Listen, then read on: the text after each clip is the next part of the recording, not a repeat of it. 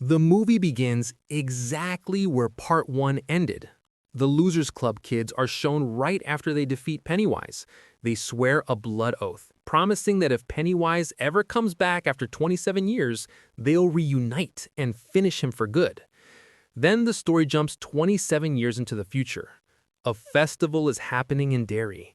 Two boys are shown walking around, and some local bullies start messing with them. When the boys leave the festival and head home at night, those bullies follow them and start attacking them. Things get brutal. The bullies throw one of the boys off the bridge into the river. His injured friend crawls down the riverbank to look for him, and there, across the water, he sees his friend, in the hands of a clown.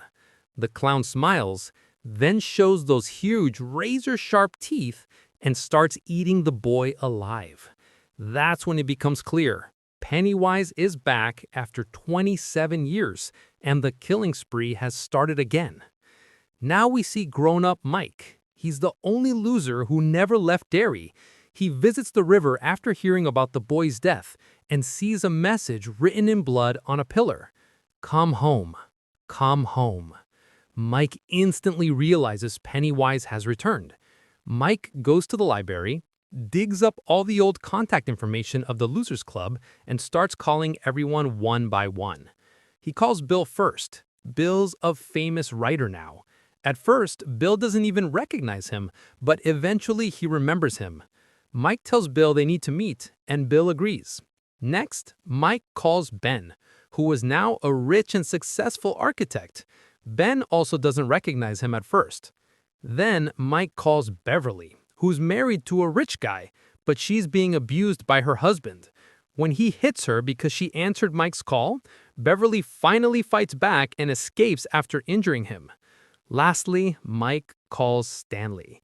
But Stanley is so terrified by the call that he panics and commits suicide in his bathtub. His name was Stanley Uris. The rest of the friends return to Derry and meet at a restaurant. They laugh, share old memories, and enjoy being reunited, until Mike tells them why he called them back. He tells them Pennywise has returned, and kids are dying again. He reminds them of their blood oath. They promise to come back and kill Pennywise together. Everyone freaks out. None of them want to face Pennywise again. Then they open their fortune cookies. Each cookie has weird messages inside, and when they put the pieces together, the message reads, "Stanley could not cut it." They all go silent. They know something is wrong. Beverly calls Stanley's house and learns that he really did kill himself. Now the group is even more terrified, and they start leaving one by one. In the end, Mike convinces Bill to stay.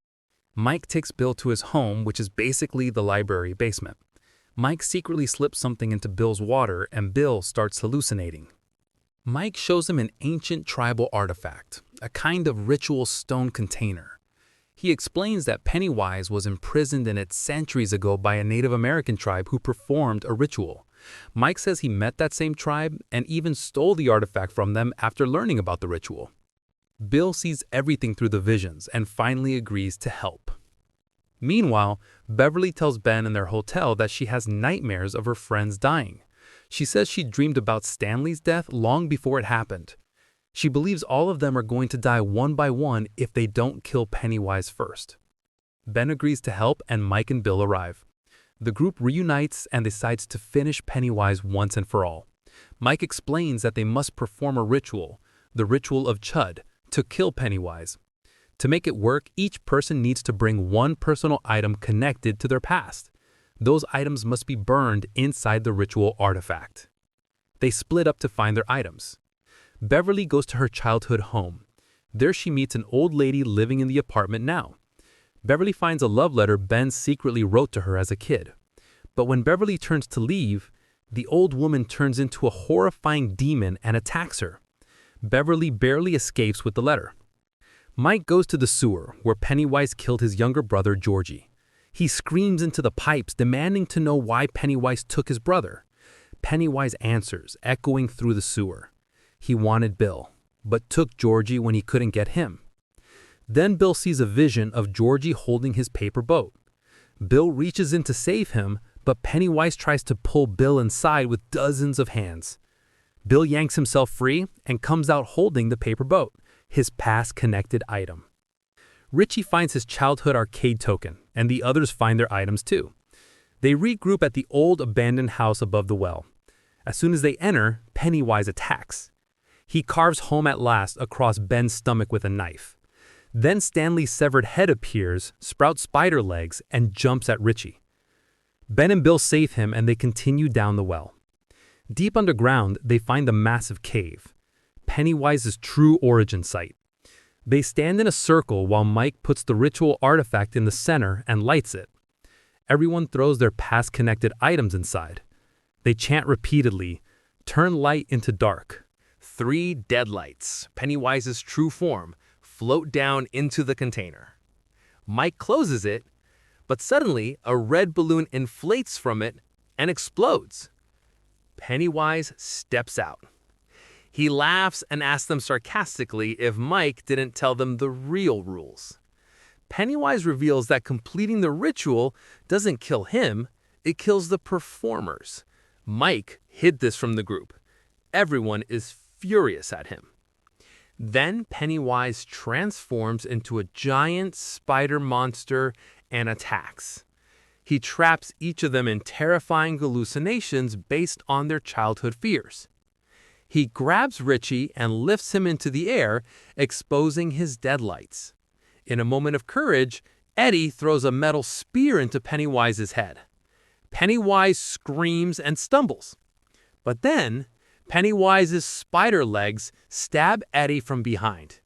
Eddie falls, mortally wounded. They realize Pennywise is still too powerful. Mike says they must make him feel small, literally, because that's the only way to weaken him. The losers regroup and face Pennywise together. They start yelling at him, insulting him, mocking him, hitting him right in his ego. The humiliation weakens Pennywise. He begins shrinking. When he shrinks to a tiny, weak form, Mike reaches in and rips out his heart. The losers join hands and crush Pennywise's heart together. Pennywise finally dies. They rush to Eddie, but he's already gone. Richie breaks down crying, and the others mourn too. Later, they all remember their childhood deeply. They receive a goodbye letter from Stanley. In the letter, Stanley explains that he killed himself because he knew he wouldn't be able to face Pennywise. He says he would have only dragged the group down and hurt their chances of winning. So he chose to remove himself from the circle so the others could succeed. And with that, the movie ends.